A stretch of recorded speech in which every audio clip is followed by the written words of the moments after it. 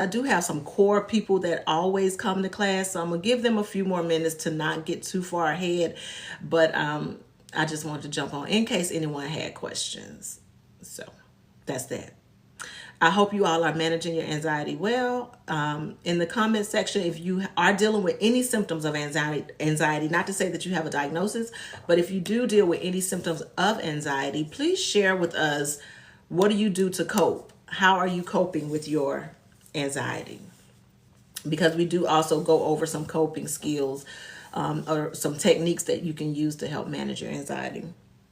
So if you'd like to share that, feel free. And we may, if we have time at the end, we may practice some, because we do that from time to time. Chance, oh, you pray. Absolutely. That's a big part of a lot of people's life. Prayer and meditation, just sitting in silence. And I'm assuming, Chance, that Chancellor, that works for you.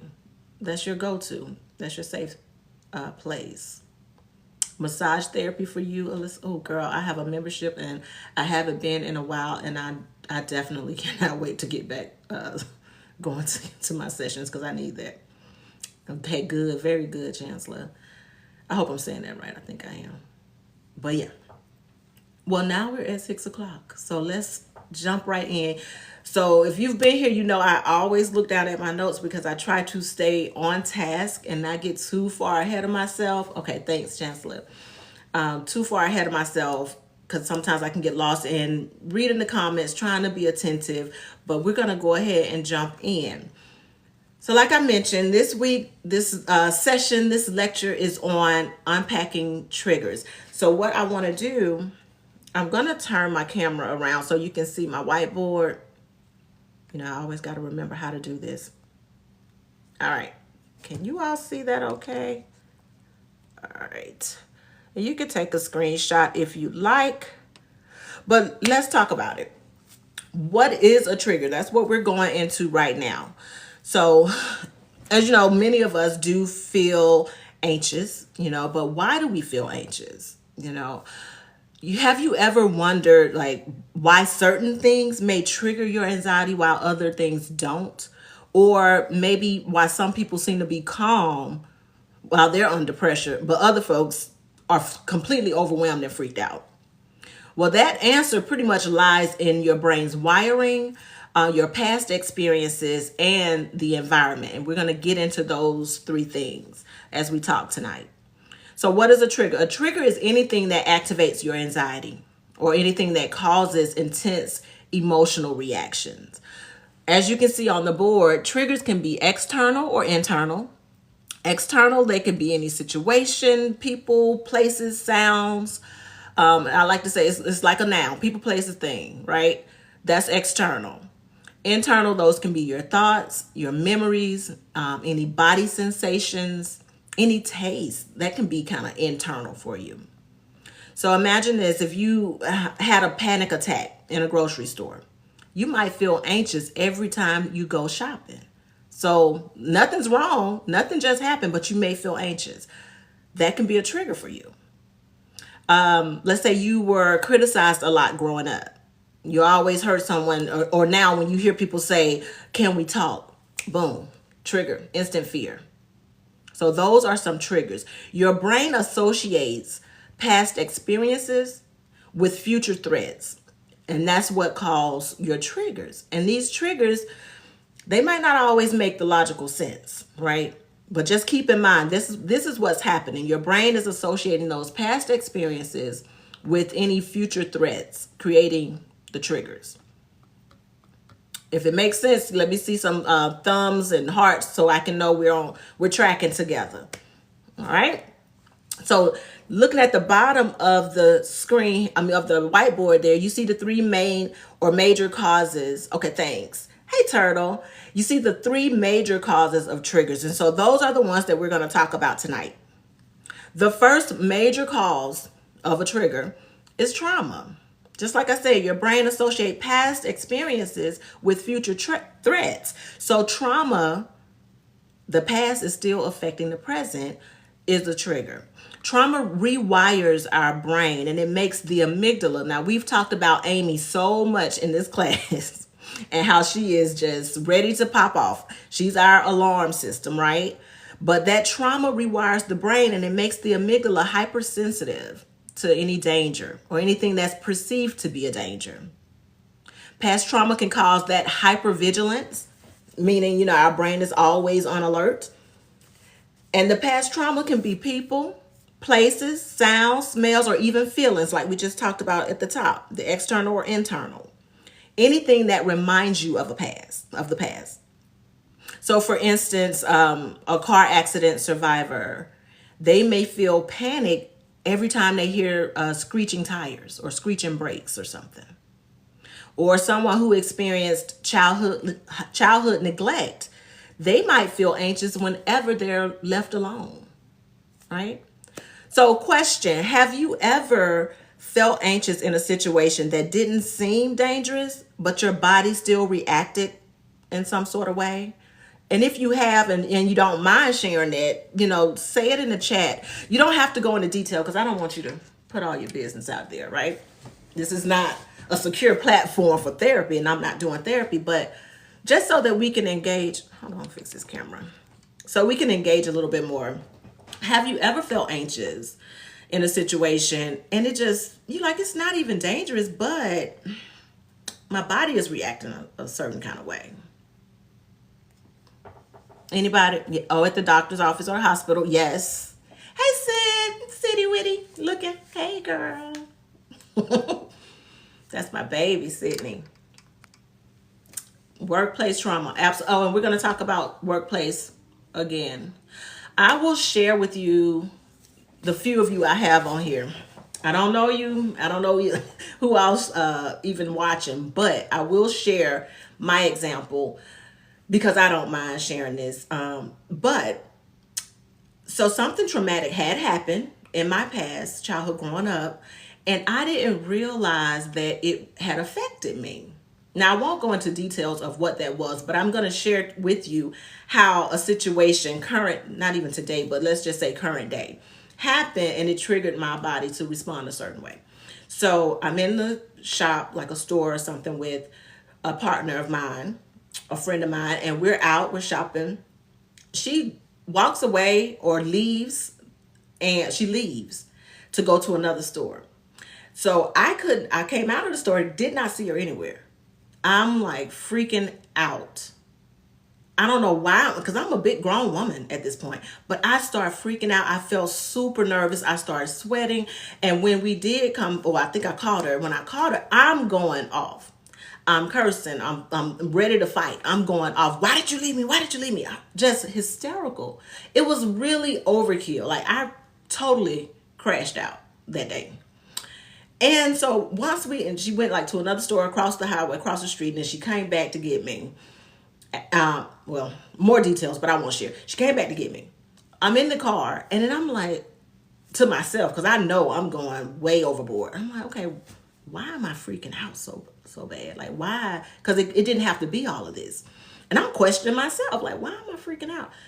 And after I sat down with myself and I kind of assessed the whole situation, I realized it was some unresolved childhood stuff from way back. I'd forgotten all about this.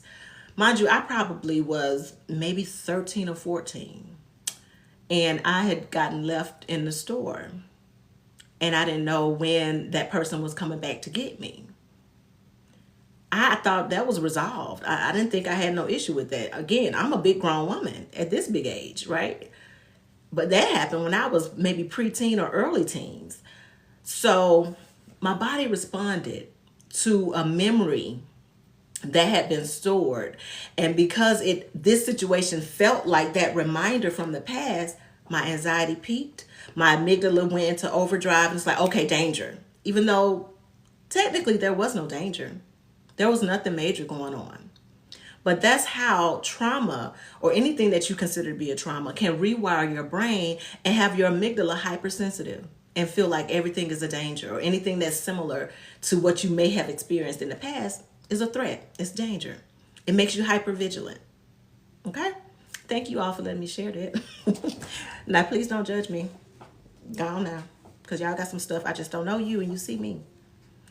Sharon, you said that just happened over the weekend. Oh, my love. We're going to talk about some ways to kind of manage that anxiety. Oh, and you're stuck in fight or flight, craft stop. We're going to talk about some more stuff. Turtle, you laughing at me, Turtle? Okay, but I just wanted to give you that example of how you can feel anxious in a situation that's not technically dangerous, but your body can respond and react a certain way. And that's why I also shared with you all in the beginning of the class the book, The Body Keeps the Score. That's a good book to read and to understand how that memory gets stored, in our bodies, and it can respond to a situation that's not technically dangerous. But that's, Amy doing her job, but being a little bit overzealous with it, causing us to feel very panicky. So that was the number one, trauma, major cause of triggers. You read that book, Craft Time? Craftiness. Oh my God, if I can just read. And we got to work on that. Renee, being stuck in the fight or flight. We're going to work on that because we need to calm down the amygdala. It is a great book. We need to calm down the amygdala, and we need to strengthen our prefrontal cortex. And there are lots of things that we can do for that. So again, that win is no joke. Trauma, number one trigger. Environmental stress. That is the other one. That everyday anxiety fuel is our environmental stress. So your surroundings are directly impactful to your anxiety levels, correct? This kind of chronic stress keeps your nervous system activated. So if you already deal with a little bit of nervousness or a little bit of anxiety, your environmental surroundings can definitely contribute to that, making you even more nervous, even more prone to anxiety triggers. So some common ones, somebody had mentioned it earlier. Yes, community violence, absolutely. High pressure jobs or work stress, somebody mentioned that. Financial instability, major one. And now with things going the way that they appear to be going and the tariffs and all this will affect other people. It will affect all of us, right, on some levels. So financial instability, a major trigger for a lot of people's anxiety. Oh, the book is The Body Keeps the Score. If you don't mind me getting up for a second, I'll get it. Hold on. The Body Keeps the Score. All right. And this is Dr. Vander Kolk. It looks like this. I'll let you take a screenshot if you need to. But The Body Keeps the Score. I know it might be flipped, but yeah, that's the book.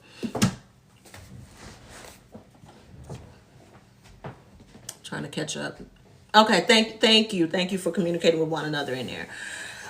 Family and relationship conflict, another trigger. Lack of sleep and a poor diet, for sure. And then social media and constant comparison. So I kind of want to talk about it a little bit because we tend to do this and we think that that's a teenage thing. That's for the young people. The young people do that. But actually, a lot of adults engage in that, and it can be very... somebody just said rough. I was about to say it can be very rough. That social media and that constant comparison, especially if you've made it to a certain age and you feel like you haven't accomplished what you would have liked to accomplish by now. I don't know whose timeline you're on, but a lot of times we feel that need to compare, or we just do it unintentionally. We just compare, like, I should be this place by now. I had these plans, but life happens to all of us. So try your best to keep away from the comparison, but I know that's easier said than done for a lot of people. But those are some of those environmental stresses. Let me look at my notes here. Talking about the job, I want to see if I can go back. I think it's too far up. If you mention something about a job, please add it to the comment section again, because I wanted to get back to that. Because your job, if it constantly stresses you out, your body can have the tendency to stay in that fight or flight mode because you're always on alert. You never know when there's going to be a change. Or maybe you have a supervisor or a boss, management, whoever, who's constantly on you or micromanaging. That causes a lot of stress, right? It keeps you on edge, and you feel on edge every time you wake up before you even get to that place. You're stressed out. On Sunday night, before you go in on Monday, you can't even chill on Sunday because you know tomorrow's a work day, right? Been there, done that. And that can be very anxiety provoking and keeping you in that fight or flight mode. So what I would suggest is to have a routine. Have your self-care routine where you are managing your stresses. You can't change the job, but you can only change how you respond to certain things, right? So take care of you first. Have a routine for the morning. Have a routine for the evening. Always practice gratitude. Those are just some things that you can do to help manage your stress, because we can't change the people on the job. We can only control ourselves. And like I tell my clients, control your controllables. Figure out what you can control. Those are your controllables. And handle that. Let me make sure my phone is on Do Not Disturb real quick, guys, because I don't want us to be interrupted. Okay. And let me know if there's a lag, because it kind of looks like a lag on my end. Sharon, you say you understand, especially being yes, especially being a federal employee, because there's so many changes, right? You all are getting emails seem like every day about do this and don't do that and try this now, or tell me what you're doing, right? It is tough. It is tough. The world we're living in right now, we used to say this before, but now it really does feel tough. So that's why it's so important to take care of yourself and to have a routine and make that a priority to take care of yourself. Staying in flight or flight mode, is it a response to emotion? That is your amygdala, this little part of the structure in our brain being on alert all the time. You need to activate your parasympathetic nervous system. We have the autonomic nervous system, and sometimes we're up and we're elevated. That amygdala is going off and firing off because of whatever reason, usually because something that has reminded the amygdala of a problem in the past that now is affecting you today. And it may not even be a real danger. It may not be. It's a memory from something before, what it felt like before. So now it's triggered to be on alert. So that's that fight or flight. So what we do is try to activate the parasympathetic. Listen, Sydney, just don't get ahead of yourself. We all do this. And Amy, that's what I call the amygdala, is doing her job, right? Her job is to protect us in case there is danger. But sometimes she gets a little overactive and we just need to calm her down, right? That's all we need to do is just calm her down. So we activate the parasympathetic nervous system. And the way we do that is by the deep breathing exercises, grounding ourselves, doing some meditation, prayer, like someone mentioned. If that is your thing, do that. But it's doing some of these calming strategies to activate that parasympathetic, because that tells our bodies to relax. It's okay. Let's calm down. There's no real threat here. So when I say do that, do that. Make it a thing. That is your priority every day. All right. So we talked about trauma. I'm looking at the board. Trauma. We talked about environmental stressors. Now, genetics. Anxiety, the anxiety blueprint is what we call the genetics of it. So anxiety does run in families, but not in a destined way. You're not predestined to have anxiety. However, if your parents or your grandparents had anxiety, your brain may be more sensitive to stress and worry. It may be more sensitive. It doesn't necessarily mean you'll have anxiety, for sure. And it doesn't mean that it's uncontrollable either. Thank you for the 478. That's what we've been practicing. You said that it hasn't been working for you? Nothing. Well, I'll give you some more stuff. DM me, craftiness. I'll give you some more stuff. And we will have another class that talks about other coping skills. Okay, and some strategies. So yeah, genetics, just because your mom, your dad, whoever had it, your grandparents, does not mean that you necessarily would have to have anxiety. But in case they did, you might have to work a little harder to regulate it. Okay, thank you. You might have to work a little harder to regulate it. I can't get my words out. Some people are just born with a more sensitive nervous system. Okay, it doesn't mean anything is wrong with you, because nothing is wrong with you. You may just have a more sensitive nervous system. And if it does run in your family, your brain might be wired to react more strongly to stress than other people. And then this is something to take note of as well. If your family member, you grew up in a household and your parents, or one or two or both or whatever, had anxiety, the way they manage their anxiety can also determine how you deal with it. Okay? So if you see them freaking out every time, they're not managing their anxiety well, they're using substances to try to help with it, or every time they come home they got to take a drink or take a shot, or they drink till they pass out, or they do drugs, whatever, or they just all over the place, then you're not learning in that environment how to manage yours. So it doesn't necessarily mean that you were going to have it, but now you learn by watching, okay, this is what I do. They didn't sit you down and teach you that, but you learn by observation. Clips, we could talk. Let me come back to that. Why do you get anxiety symptoms even when you're not anxious? Your body could be responding to something that triggered it. And I'll give you some questions to ask. And self-talk is, yes, positive self-talk. It does help. It definitely does. Your family has anxiety and now you have it. I hate it. Listen, anxiety does not have to be your enemy. I will say that until I'm gone. It doesn't have to be your enemy, but it feels so frustrating. And it can, I'm measuring what I say. Hold on. It does feel very frustrating. Who's that? Just Mickey. But there are things that you can do to manage it. Okay.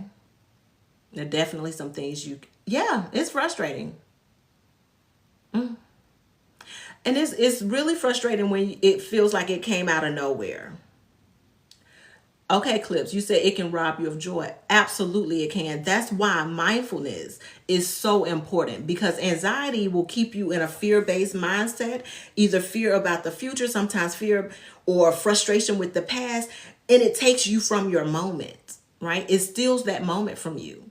So you have to practice some mindfulness to be present. And a mindfulness activity could be something as simple as taking an object, like I have a lot of crystals, but taking an object, being present, being quiet with this object, taking about just 5 minutes to just notice the feel of it, maybe the weight of it, the temperature. You're noticing things that you don't normally notice, right? You don't sit with it long enough to notice it. So when you're doing a mindfulness activity, you're sitting with the thing. You're looking at every crevice, every nook, every cranny. You're just paying attention. Hey, TJ. But that's being in the moment. And you have to practice this over and over and over again until it just becomes second nature to you. Because that's what anxiety will do. It'll take you from your present moment. It'll steal it right away. Yes, the 5, 4, 3, 2, 1. I love that one. Using your senses, engaging in the present moment, and being grounded. All of this will help. Okay. I'm going to go back to my notes because I don't want to get too far off. So we were talking about genetics of anxiety, right? And how it can run in the family. Doesn't necessarily mean that you will have it, but you might be sensitive because of genetics. You may be even sensitive because of how you saw your parents deal with anxiety. If there wasn't a good example of how to manage anxiety, then you might not know how to do it. But if you were able to be in a family where, let's just say mom, for instance, mom is flustered, she's frustrated, she's anxious, and then you see mom just maybe kneel and pray, or maybe say, you know what, just give me a moment. Let me calm down, let me decompress. And she does that, or she listens, you hear her listening to certain music, or you hear her talking about it. You converse with her, or she's conversing with her partner, your other parent or guardian, and they're talking it out. Just witnessing that, seeing how they manage that can help you to learn how to manage it. So it's not all doom and gloom, right? So that's the genetics of it. Let's see. I think I had something else I wanted to say about that. There was a study, just to mention this because I saw that there was a study about identical twins that showed that if one twin had anxiety disorder, that the other was 30 to 50% more likely to develop one. So there is a strong genetic link to that. Oh, absolutely. Irritability can be a part of anxiety.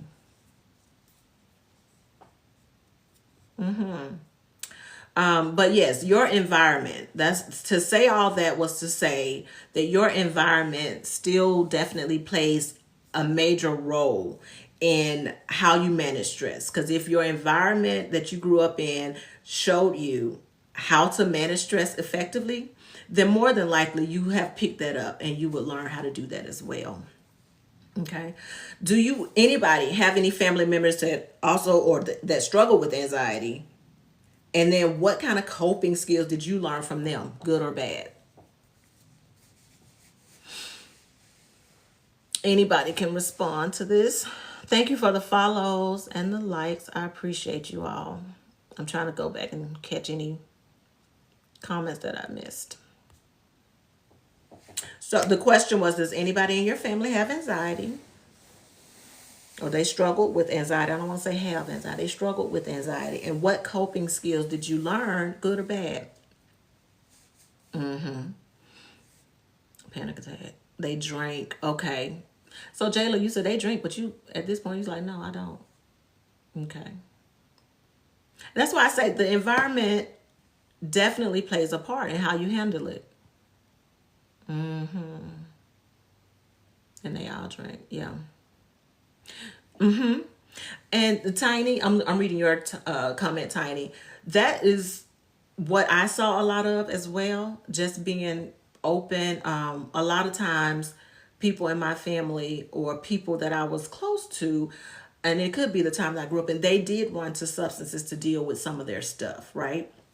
Not everybody, but there were some that did, and it put me in that position where like I'm not doing that. I can't do it because it didn't appear to be helpful, but people did it.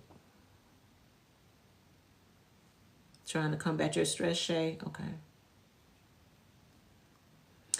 Your dad, who's this Kathy? Your dad, and he stayed at home, didn't want to go anywhere. So now, Kathy, what do you do? Are you a homebody now, or do you get out? Because we do learn from that environment that we're in, either how to deal with it effectively or ineffectively, unfortunately. We learn that. So it's not just the genetics, but it is our environment. Okay.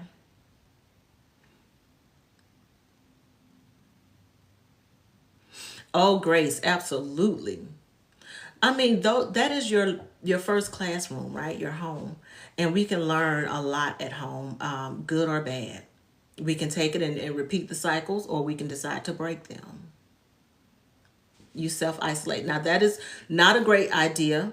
I know it seems easy to do, and especially if you get frustrated because of the anxiety, it feels better to just isolate, right? But you're feeding it, and we don't want to feed it. We want to starve it. Okay, Kathy, you say you get out and travel. Good. Oh, wait a minute. Only when you travel. Okay, we need you to come outside some more, Kathy. You deal with insomnia, Clips? So if you're not opposed to trying some herbal solutions, remedies, I'm not prescribing anything, but sometimes herbal teas will be really good to do at night. Particularly something with chamomile, lavender. If you're okay with blue lotus, kava is another good one.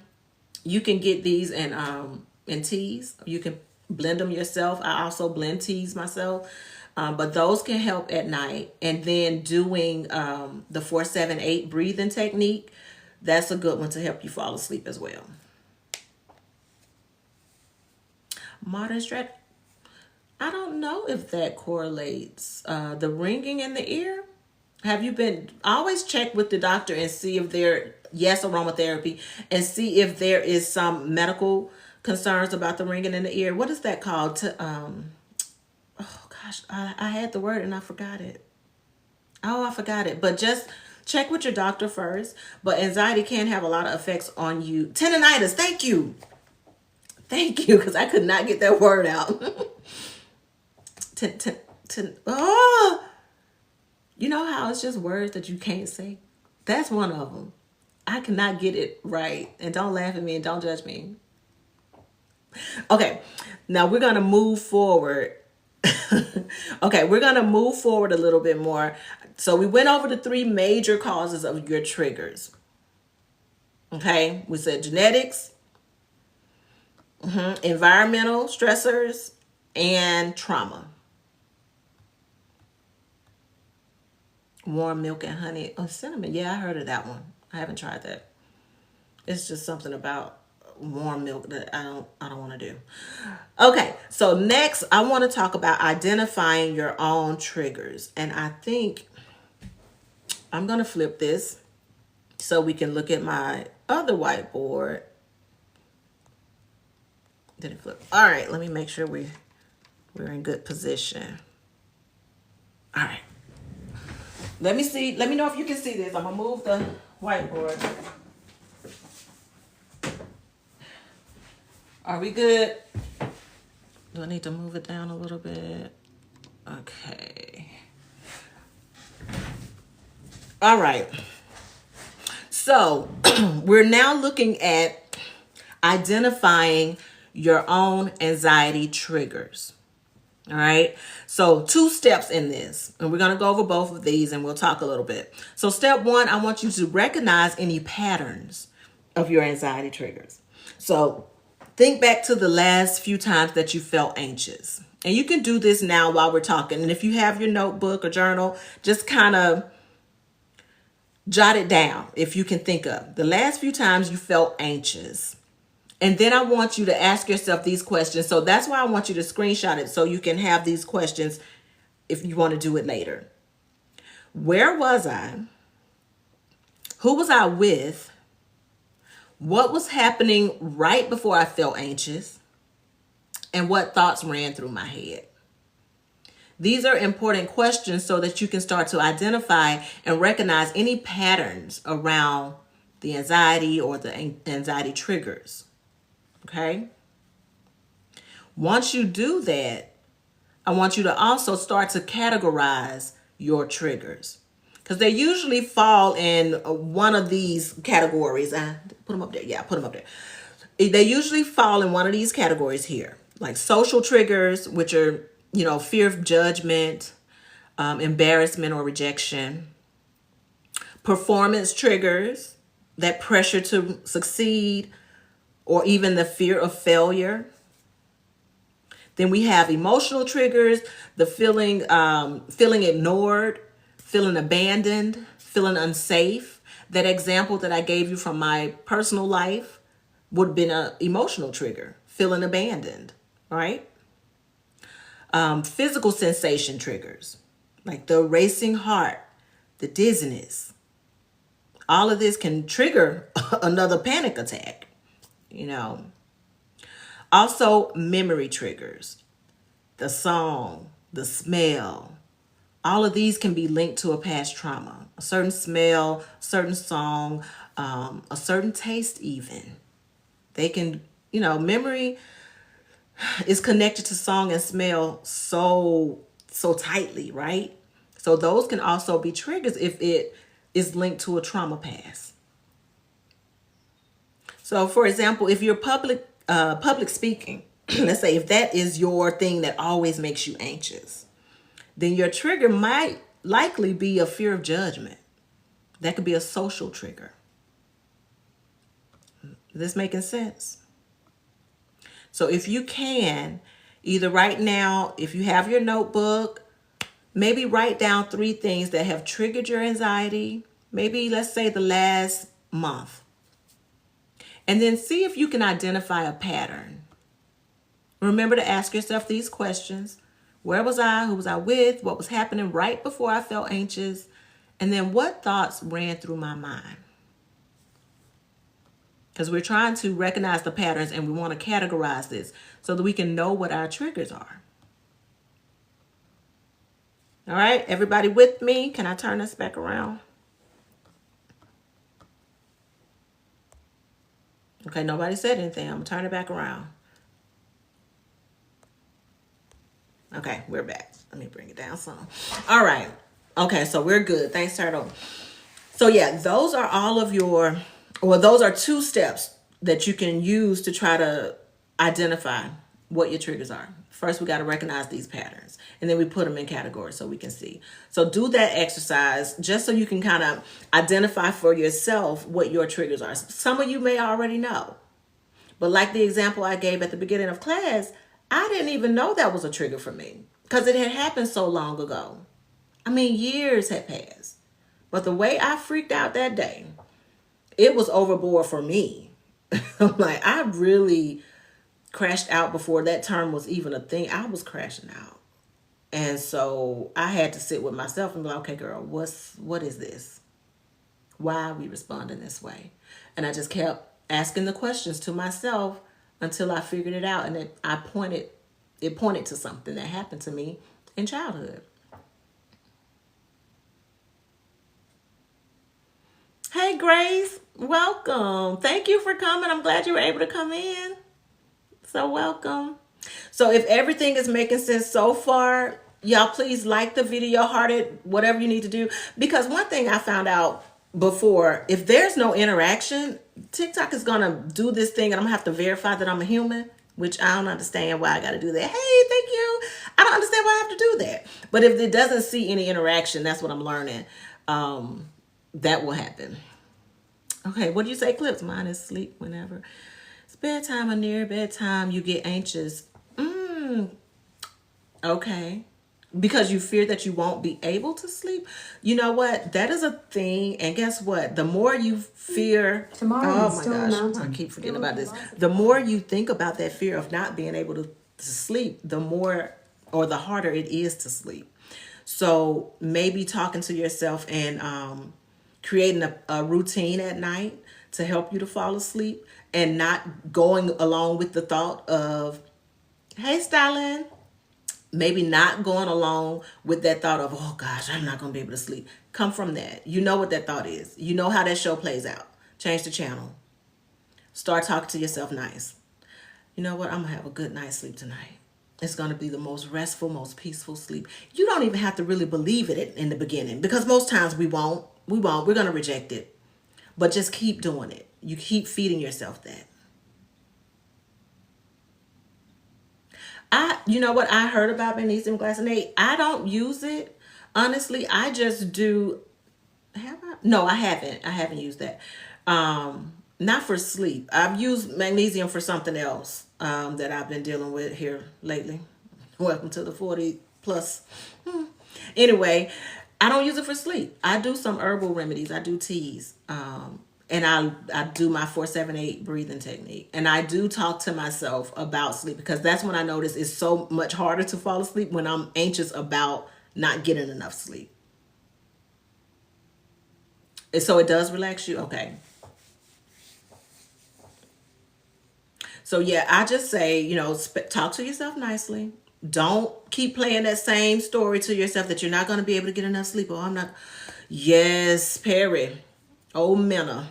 You're right, crafting it. Minna is something else. And I think we need to have a whole class on her because she gets on my nerves. Okay. But I'm going to come back to this because she has been wearing me out. I promise you. And I'm sorry for any guys that are in here, but yeah. EFT tapping. Yes. Yes. And let me tell you something else. If you are doing any, and I think I'm going to get into this in one class, any vagal nerve stuff, I'll talk to you about it in a second, Kathy, about the T's. That when you activate that vagus nerve, that can help with relaxing, right? So sometimes I'll do this and listen. I talk with my hands and never mind that I don't have all my fingernails painted. I had the babies this weekend and I painted some of my nails and then I stopped for whatever reason. I don't know. So don't be distracted. That's all I want to say.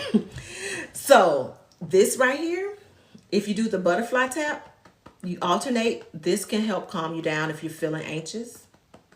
Just do this for a little while. Just sit there. You can do a little rocking. See, that vagus nerve, it runs, I think, from our brainstem all the way down to a lot of the major organs in our bodies. And I can talk about that a little bit later. But that is so important to activate because it helps. It's like that rest and digest system.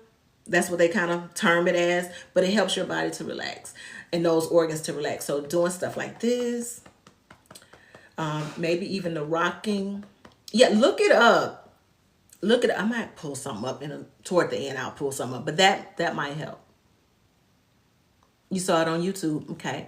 Back to the teas. The teas that I currently do, well, I blend my own, but I do lavender, of course.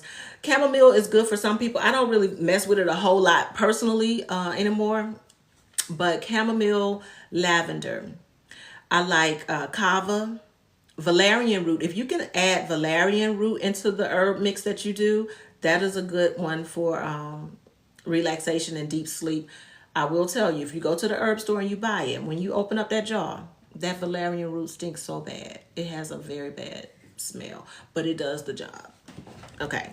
So, but if you need more information on the teas, Kathy, you can just DM me and I can share with you. Yeah, tea bag's fine. Well, I blend them and then I put them in a tea bag, or I might have a little steeper. I was trying to see if I had a cup up here. I don't. But yeah, you can buy chamomile tea. You can buy, it's one that I used to do back in the day called, oh God, Sleepy Time or Sleep Time or something like that. But yeah, teas are good. Any herbal remedies, I'm going to try it. I'm down for that because I feel like this all was made for us and we were created to use this. Just type of soy screen. Okay. And I can give you a couple of more that can go with that craft. Can I just say crafty? I'll give you some more. So now let's talk a little bit about managing our triggers and what you can do. Yeah, sleepy time. That's the name of it. I used to drink that a lot. So the first strategy, I wish I had written this on the board, but I did not. But we'll talk about it. So I want you to write it down, or you all can put it in the chat.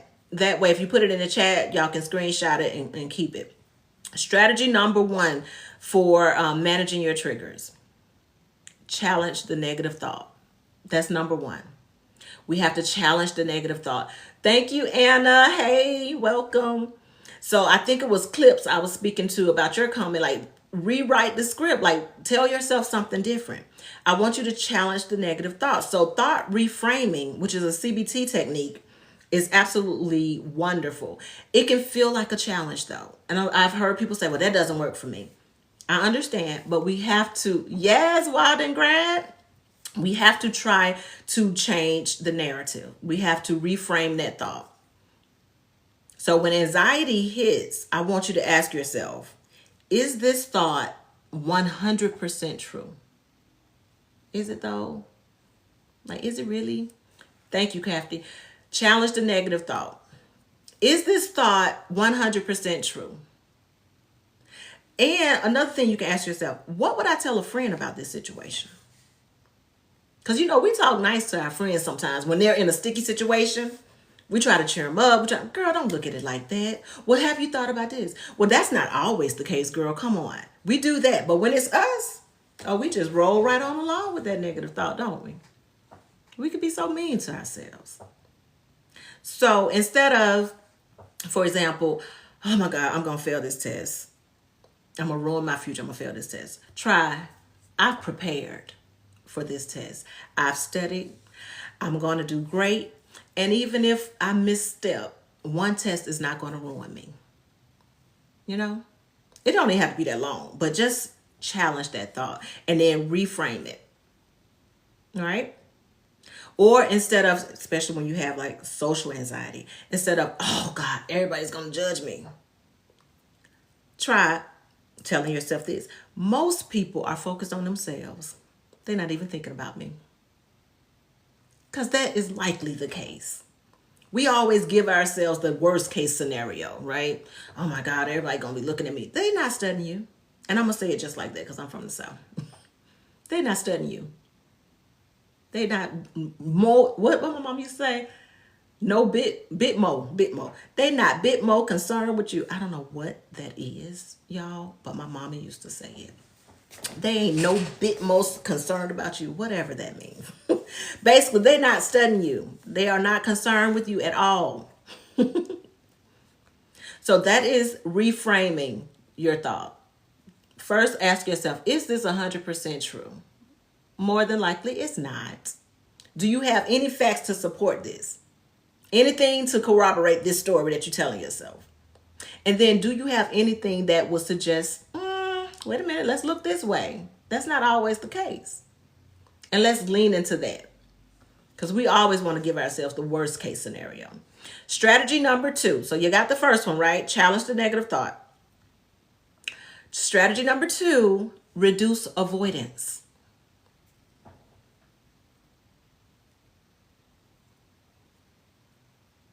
I don't know what we call that. You give good advice, but you don't take your own. I don't know what we do. It's just our automatic negative tendencies. I don't know if there's a specific name for that. But strategy number 2, type it in the chat for me. Maybe Crafty, if you're still in here, you can type it, or anybody. Reduce avoidance. So you want to start trying to face your anxieties or your triggers in a safe way. Thank you. Reduce avoidance. We need a little bit of exposure. Some of you may have heard of exposure therapy, but you want to face those triggers in a safe way, because what avoidance does is it reinforces the anxiety. Yes. And I do the same thing, Miss Tia. I have to push myself even if I'm nervous about a thing. I particularly don't care for speaking in public. I'm not a fan of going live all the time because that has just been my thing, right? I've always felt nervous around it, but I always push myself to do it anyway. And I tell myself, I tell my clients, do it scared. You could be scared and still do it. It's okay. Just do it, because it becomes easier. When you don't do it and you avoid it at all costs, it reinforces the anxiety. And you do feel better afterwards. Like once you do it, it's like, okay, I did that. I did that. And then you're building up evidence for yourself, facts of how you can show up. Because your brain is going to tell you the next time, oh, don't be scared. Don't do that. What if you mess up? But then you can remind yourself of the last time. But I did it then, and I was scared then, but I still did it. And I was okay. I came out on the other side. So you're just building up more facts that you can lean on instead of just going with that automatic negative thought. Girl, I know, Crafty. Sometimes I hate it, but listen, we just got to keep pushing. Oh, thank you, Kathy. Thank you. So number 1 was, what was number 1? The thoughts. We're going to challenge the negative thought. Number 2, we're going to reduce avoidance. Okay. The more you face your triggers in a safe way, the weaker they become. So now when I have to speak, or when I have to get in on live or whatever, if I want to go on live, it doesn't feel as strong as it used to be. I'm not as nervous as I was, because I keep trying to put myself out there. I keep facing that fear. I keep staring down that trigger like, what? You or me? I'm not going anywhere. I'm not going to buckle. I'm not going to fold. You have to do that. And make it a game if you need to. But keep showing up. You can do the thing. You can do it scared, but you can do it. And you got to keep doing it. Don't keep avoiding. Strategy number 3, grounding. A few weeks ago, we've talked about grounding, and we talked about some of those strategies. And I think I briefly mentioned a little bit of it tonight. Yeah, do it scared. The grounding techniques. We're going to shut down that alarm system. Now, we talk about Amy, the amygdala. We gave her the name Amy. How she's always going off. Everything's a problem. Everything's a danger. Well, we need to start shutting that alarm system down by grounding ourselves and using some grounding techniques. Like someone mentioned in the comments, the 5 senses. 5, 4, 3, 2, 1, right? 5 things you can see, 4 things you can feel, 3 things you can hear, 2 things you can smell, and 1 thing that you can taste.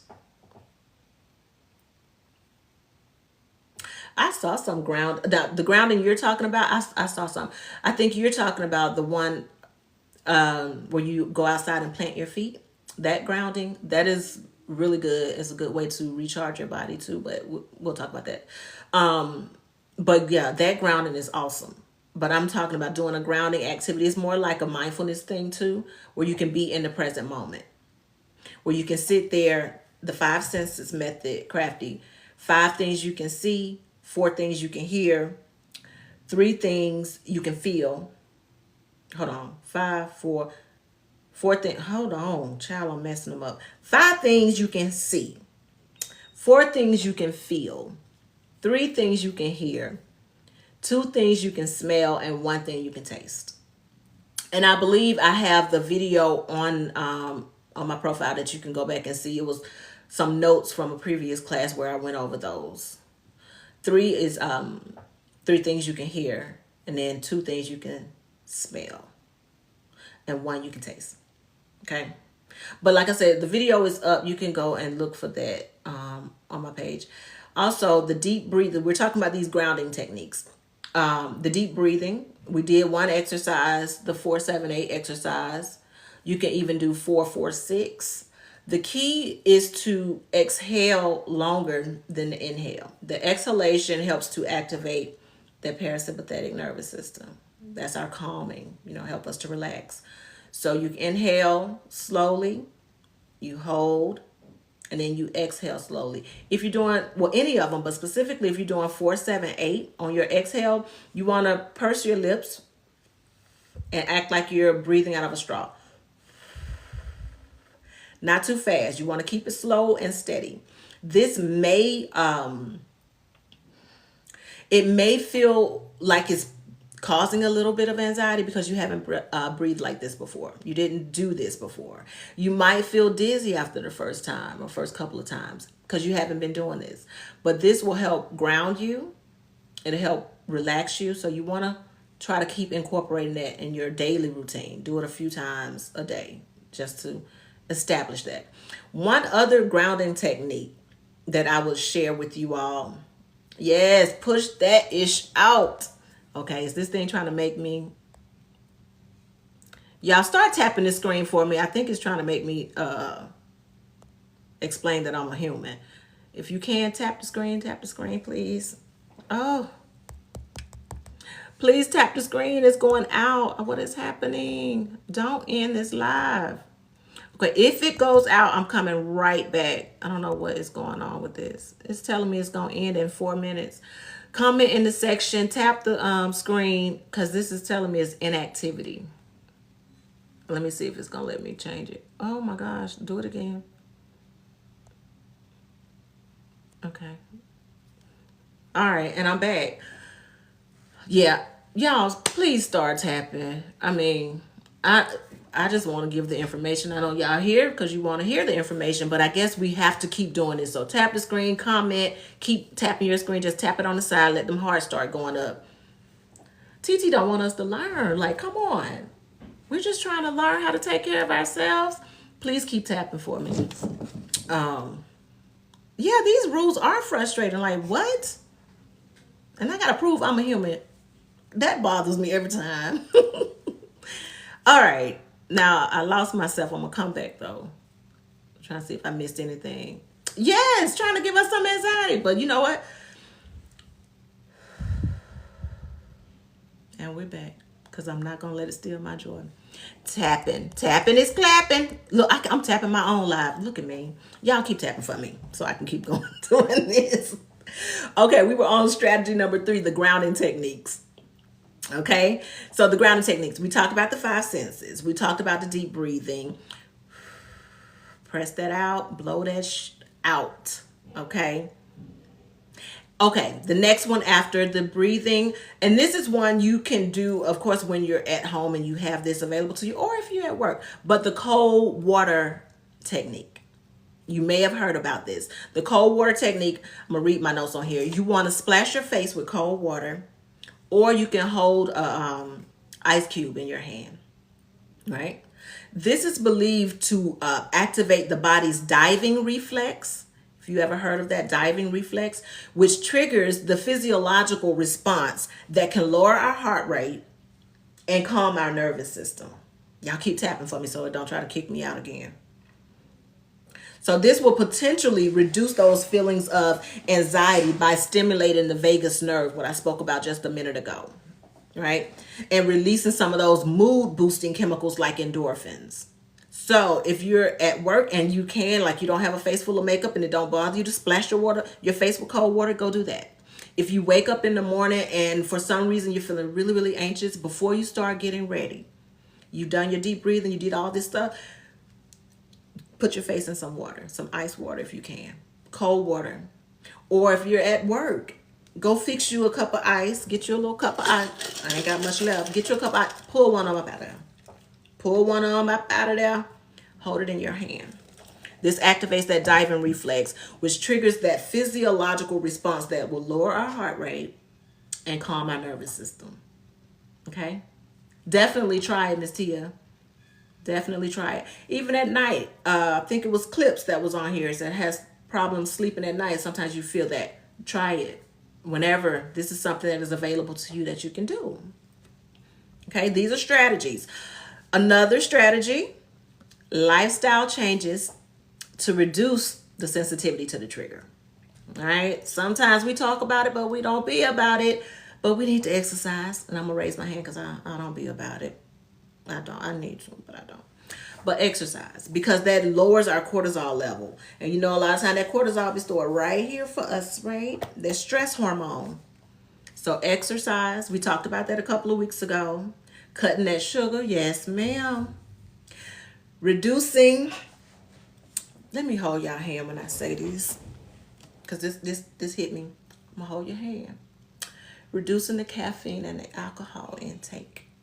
Okay, we're gonna have to bring it down. I know that job get on your last damn nerve, and when you get home, the first thing you want is a glass of wine, and you need to wind down, right? Or it was a real hell of a day, so I need a couple of shots. Yeah.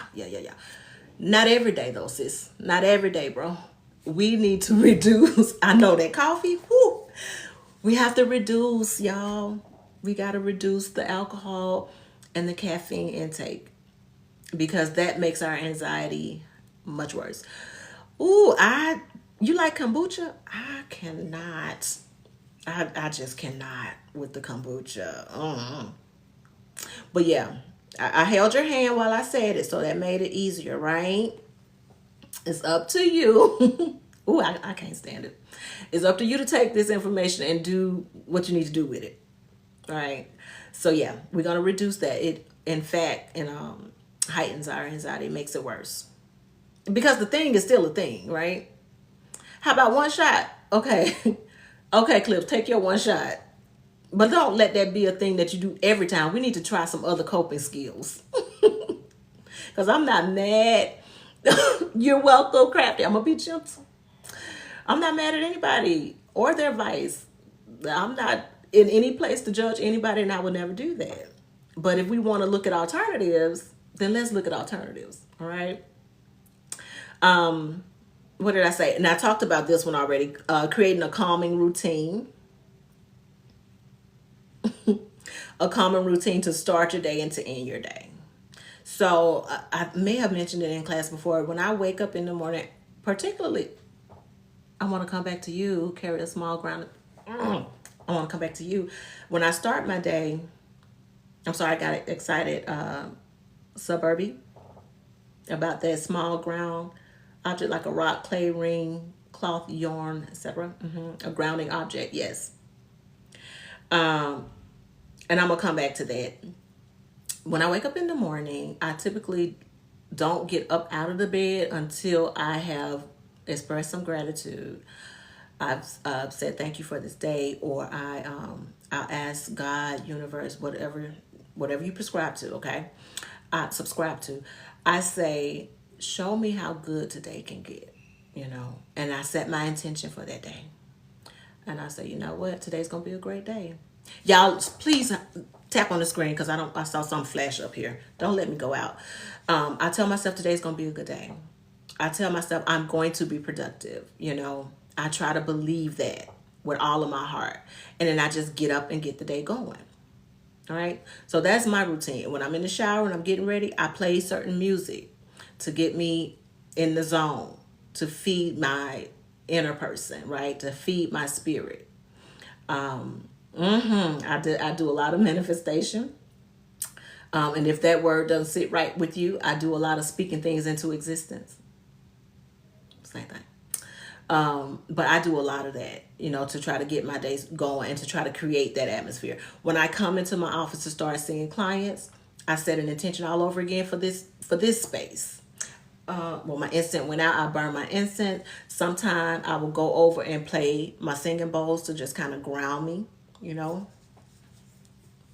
That's what I do. And somebody mentioned stones, or something grounding. I like a grounding stone, like a kyanite. It wards off negative energy if you're into stones, but if you're not, you can just tune out to this. If it resonates, keep what works. I use kyanite. I use obsidian as a grounding tool. Does it ever go away? Anxiety, I don't think it goes away completely, but you manage it well, where it doesn't bother you like it did. You can see it coming. And then you have a moment to get into your prefrontal cortex and ask yourself, is this really a threat? Is this something I really need to be worried about? So it may not go, because you don't know what the next trigger may be sometimes. But you can manage it very well if you just do what works for you and you keep doing it. You go to talk therapy if that works for you. You can do other therapies like EMDR. Whatever works for you, do it. And self-care is important. Okay? So, anybody in the chat, what coping strategies do you all think would work best for you? Out of the ones we just talked about, going backwards now. The lifestyle changes, which were the exercise, the reducing the caffeine and the alcohol. The creating a common routine. All of those are under strategy 4. Strategy 3 were the grounding techniques.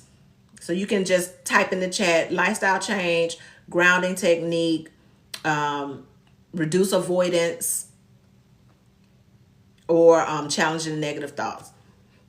Type it in the chat for me, because I want you typing it in the chat is not just for me to see, but it's also for you to hold yourself accountable. You said you're going to try this. You said this might work for you.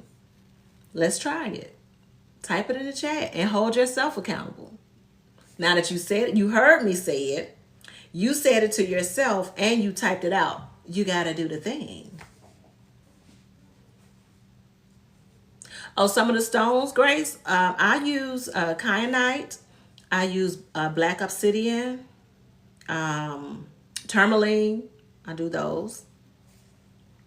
And my singing bowls. I'm collecting. I have about 4 now. I stopped maybe last year. You use jasper. I like another one. Since we're talking about stones, I'll throw this out here just for anybody who may be interested. If you've heard, hold on. I want to get you. I want to get it for you. I want to get my big one. Amethyst, though. I'm looking for a big one.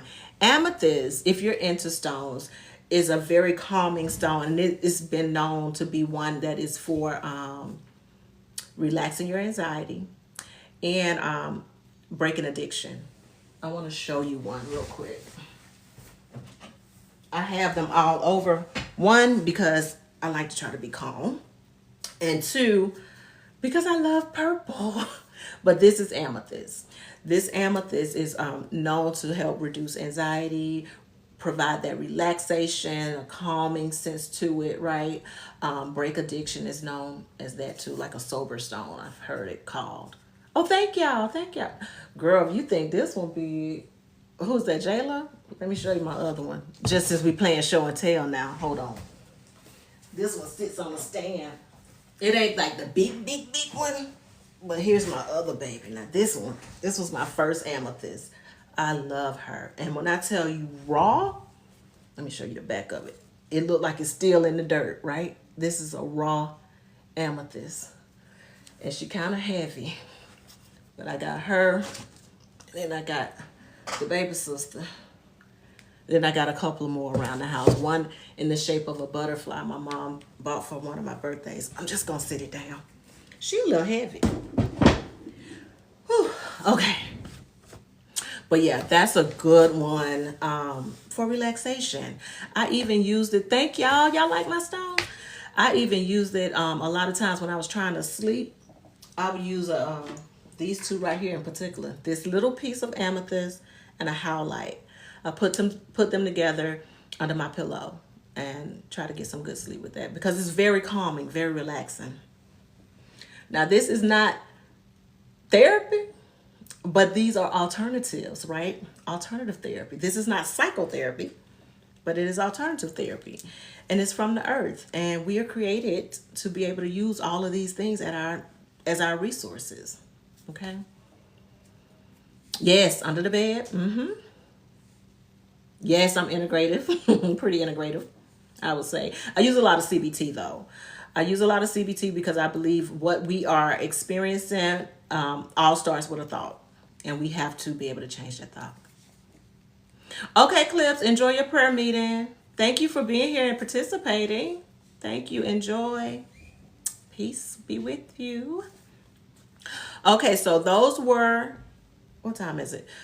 Those things that you can do, those strategies that you can do to manage your anxiety triggers. We went over all of those. And I think that was it. I was going to do a game, but I don't want to do a game because we've made it to 7 o'clock. But if you have any questions, feel free to ask them now. And I think I'm going to give you a homework. I think I highlighted a question I wanted to ask you.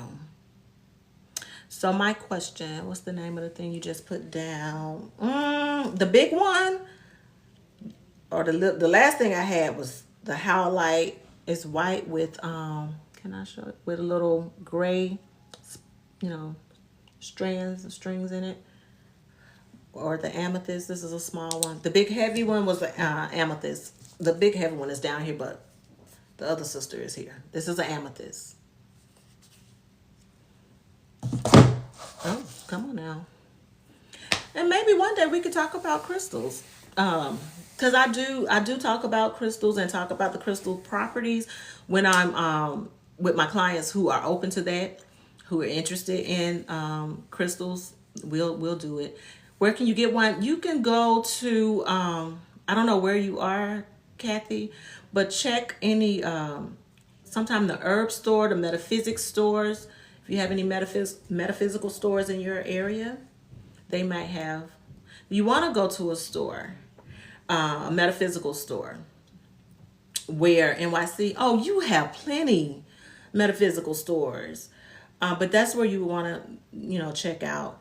I wouldn't order online because they can be sending you some painted glass, honey, and no, not the same properties. I don't care what name you put on it. I want the real rock. Like this one here. Hold on, I use both of my hands. This is a real rock from the earth. I want the real deal. You hear what I'm saying? Understand? You're currently understanding crystal stone, sound healing, grounding. They all work. Sound works. The crystals, they work. It's for anybody. Let me just say this: for anybody who's here who, let's say Christian, we'll just use that religion. It doesn't replace your God. God created all of this, right? All of it. It's just another tool. Are you telling me now I don't want to get into a fight about this because I don't want to do that at all. But it's just different. It's just a tool that you use. I'm saying it doesn't replace that. I'm not saying I sit here and I'm praying to a rock. Absolutely not. But everything has energy. Everything carries energy. Everything vibrates on a certain vibrational level. That's what I'm saying. Okay? Thank you, J Love. That is so important. If it don't feel right, don't stay. If that energy doesn't feel right in that store, book it. That ain't for you. All right. Because somebody said Jesus is the way. Absolutely. But just because he's your way, and I'm not challenging you, he may not be everybody's way. And I'm respectful to anybody and wherever you stand with that. You gotta do what works for you in your life. But I won't tear down anybody for what they do. It's a tool. That's right, Grace. God made this. And truth be told, if you into that, there were all kinds of gems and stones in the Bible days, if you read the Bible and you go the breastplate, yeah, what was that? All kinds of gems and stones, right? They were burning all kinds of myrrh, frankincense. Okay, this isn't new stuff. It really isn't, and it's not 12 stones. Come on, but I don't want to, go too deep in that because I don't want anybody to think. Yeah, they like to think you worshiping a rock. That's not what that is. You're not worshiping a rock. I was about to go, so I'm not going to do it. I'm not going anywhere. You look so familiar. Do I, Infinity? Hey. Okay, so now that we've gotten that out the way, I thought, talking about amethyst though, somebody started with the stone and grounding and everything. Because you brought that up, you opened up that door, and I started talking about amethyst and crystals. Yes, we are, Miss Tia. And she said what she said with her whole chest. Because we are spiritual beings. All of us. We are a spirit that resides in a body. We are not this thing right here. Come on. But again, I think that's a whole nother class, y'all. We're getting off. Oh, excuse me. So if you all like this class, let me know. Give me a thumbs up. I hope you learned something. Maybe learn something new. Or maybe just enhance what you already know. I hope this was good for you and to you. Awesome. Thank you all. I'm glad this resonated. Oh, I was about to mute somebody. I didn't mean to do that. I thought I missed something. Okay, so I didn't miss anything. All right, so we went over what triggers are. We went over how to identify your trigger, looking at the patterns. So remember to do that. Hey, Tia. Okay, I'm glad. This was right on time for you. I feel like everything you need will come to you and it'll find you. Even if it's you scrolling that thumb is going to work. You found me or I found you. Whatever you need to find you. That's what I believe. But yeah, do this work, you all. Recognize your triggers. Recognize the patterns. So I'm going to repeat this because this is your homework. Recognize the patterns. You're going to think back over the last few times you had or you felt anxious. And you're going to ask yourself, where was I? Who was I with? What was happening right before I felt anxious? And what thoughts ran through my head? Because we're looking at the patterns, right? And then you're going to categorize your triggers. Is it social? Is it performance? Is it a physical sensation? Is it a memory? Is it situational?